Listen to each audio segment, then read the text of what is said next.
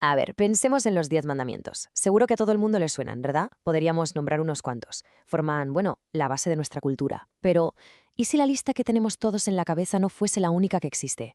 O peor aún, ¿y si hubiese sido modificada? La verdad es que este texto tan antiguo esconde una historia que es, vamos, mucho más sorprendente de lo que parece a simple vista. Creemos que los conocemos, sí, pero la realidad es bastante más compleja. ¿Qué pasaría si la lista que nos viene a la mente no es la única que aparece en la Biblia? ¿O si la versión que se enseña a millones de personas ha sido, digamos, editada? Pues vamos a sumergirnos en la historia no contada de este código tan fundamental. Para entender bien los 10 mandamientos, lo primero es viajar en el tiempo, y mucho más atrás de Moisés en el monte Sinaí. Porque la idea de un líder que recibe unas leyes de un dios y las graba en piedra para que todo el pueblo las vea, pues resulta que no era, para nada, una idea nueva. Muchísimo antes de Moisés, allá en Mesopotamia, ya había una larguísima tradición de códigos legales. El más famoso, claro, es el código de Hammurabi, pero en realidad fue la culminación de siglos y siglos de desarrollo llegar, como se puede ver en esta cronología. Y aquí viene lo más fascinante. No estamos hablando de un texto abstracto, sino de un objeto físico e imponente. Una estela de basalto negro donde se ve al rey Hammurabi recibiendo las leyes directamente del dios Shamash. O sea, la ley no solo se oía, se veía. Era algo tangible y, por supuesto, de origen divino. Pero es justo aquí donde el Decálogo marca una diferencia radical. El Código de Hammurabi es, en esencia, un manual de derecho civil súper detallado, con castigos que, ojo, dependían de tu clase social. Los 10 mandamientos son otra cosa completamente distinta. No son leyes de casos, son principios morales universales. No dicen, si una persona hace esto, sino un rotundo y directo, no harás. Es un cambio de paradigma total, del derecho civil a un pacto moral entre Dios y todo un pueblo. Vale, de acuerdo. Ya tenemos el contexto histórico. Pero queda otra pregunta clave sobre su formato. A ver, ¿por qué 10? ¿Por qué no 9 u 11? ¿Es una cifra al azar o tiene un significado mucho más profundo? El número 10. En el pensamiento bíblico, los números casi nunca son casuales, y el 10 en concreto es un número especialmente potente. El 10 simboliza la totalidad, un ciclo completo. Representa el orden divino, la base de la responsabilidad humana. O sea, un conjunto de 10 leyes no es solo una lista, es un sistema completo, cerrado, la totalidad de lo que se está pidiendo. Y es que este patrón se repite una y otra vez en el texto bíblico. Dios crea el mundo con 10 dichos. Pasan 10 generaciones desde Adán hasta Noé. Libera a Israel con las 10 plagas de Egipto. Así que, claro, cuando llega el momento de entregar su ley fundamental, el número 10 no es ninguna casualidad. Es la elección más natural y simbólica para representar la totalidad de su pacto. Y ahora entramos en el primer gran misterio de nuestro análisis, un rompecabezas que está en el propio libro del Éxodo y que, bueno, ha traído de cabeza a los lectores durante siglos. La historia nos la sabemos todos. Moisés baja del Sinaí, ve al pueblo adorando a un becerro de oro, y en un ataque de ira, ¡zas!, rompe las tablas de la ley. Dios le pide que suba otra vez para recibir unas nuevas. Pero la pregunta del millón es, ¿qué estaba escrito en esas segundas tablas? ¿Eran una copia exacta de las primeras? Y aquí es donde llega la sorpresa. Si leemos el capítulo 34 del Éxodo, donde se describe ese segundo juego de tablas, la lista de mandamientos es, bueno, muy diferente. No habla de no matar o no robar, sino que se centra en rituales, fiestas, sacrificios. Entonces, ¿qué ha pasado aquí?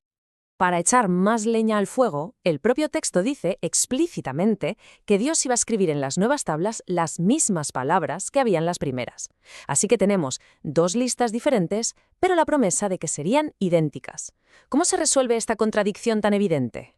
Pues la clave para resolver esto está en una sección de la Biblia llamada el Libro de la Alianza.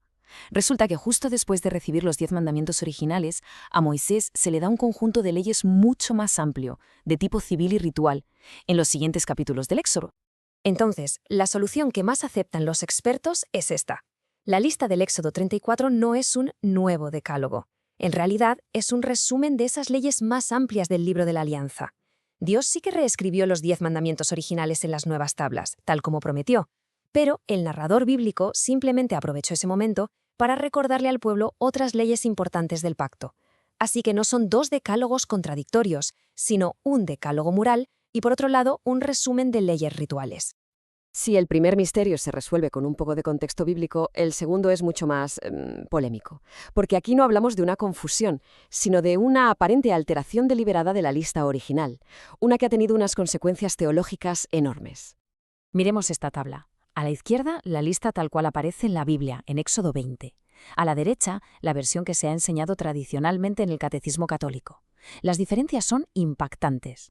Si nos fijamos, el segundo mandamiento bíblico simplemente ha desaparecido. Y para mantener el número 10, el último mandamiento sobre la codicia se ha dividido en dos. Esto es un cambio fundamental. Leamos exactamente qué dice ese mandamiento eliminado. No te harás imagen ni ninguna semejanza. No te inclinarás a ellas ni las honrarás. El texto es increíblemente explícito. Prohíbe crear cualquier tipo de imagen religiosa para venerarla. La verdad no parece dejar mucho lugar a la interpretación. La pregunta es inevitable.